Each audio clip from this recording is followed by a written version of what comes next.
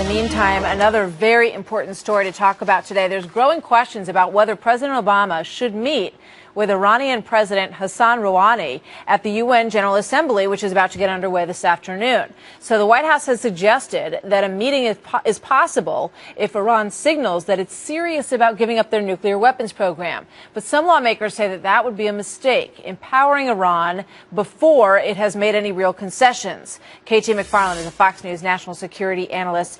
It's good to have you here today, Great. KT. You know, it's like Ahmadinejad who, right? We've moved on. Rouhani is a very different character in terms of the way he talks. He seems like he is interested in having a better relationship with the United States. What do you say? Maybe, maybe not. But why should the president meet with him? That's a real reward to meet with the president of the United States, especially after 35 years of no meetings between Iranians and Americans. So we should expect to get something for it, not just a gesture of, here, we'd like to meet with you. Because the fact of the matter is, Iran hasn't changed a hoot about its nuclear weapons policy.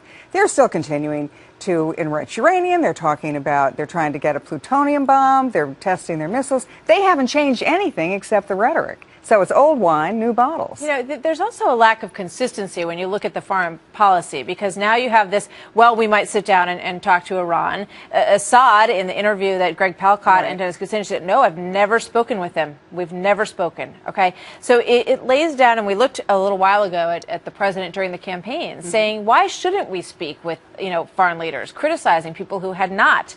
As a rule, what do you think? Here's the thing. The president really wants a deal with Iran, and the foreign policy community is talking about that deal and how it might look. One of the things would be, we give up the sanctions. In other words, no sanctions in Iran. Iran's welcome back into the world economy. In exchange, Iran gives up its nuclear weapons. But that's the key. I mean, we know what giving up sanctions looks like, but will they really give up their nuclear weapons? And the president can say, trust but verify. The worry is that either, on one hand, maybe Iran is serious, maybe Rouhani is sincere, but what if he's not? Then what are they doing? They're playing for time, they're buying for time, and so at a certain point within the next year, 18 months, 24 months, the Iranians have nuclear weapons, or they get so close that it's just a couple turns of the screwdriver away from having nuclear weapons. And then what kind of a negotiation do you have? You give up the sanctions, they're happy, but do you actually see them giving up their nuclear weapons or just pretending? Yeah, I mean, I keep linking back to the Syria issue, because we know that they are hand in hand in so many ways in terms of who's arming the Syrians. We know that Iran is connected to that. How can you leave that out of the conversation?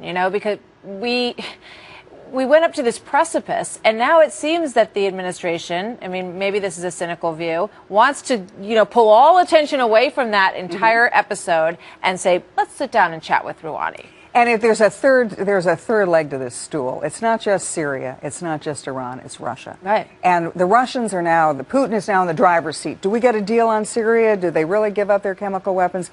Only if Putin is the guy that delivers on it. Now, when you look at Iran, where is Russia in all of this? For the last 60 years, we, the United States, have been worried about an Iranian-Russian alliance. And we've done a lot of things to try to stop it. And what we're seeing now, and I think the more important meeting this week at the UN is not even maybe between Putin and Obama.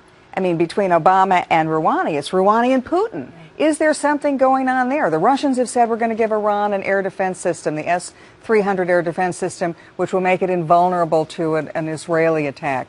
Is there something going on between those two? Because if Putin is in the driver's seat on Syria, is he also in the driver's seat on Iran? And America's biggest nightmare is Syria, Iran, Russia in an alliance. Between Russia and Iran, they control the majority of the world's exported oil.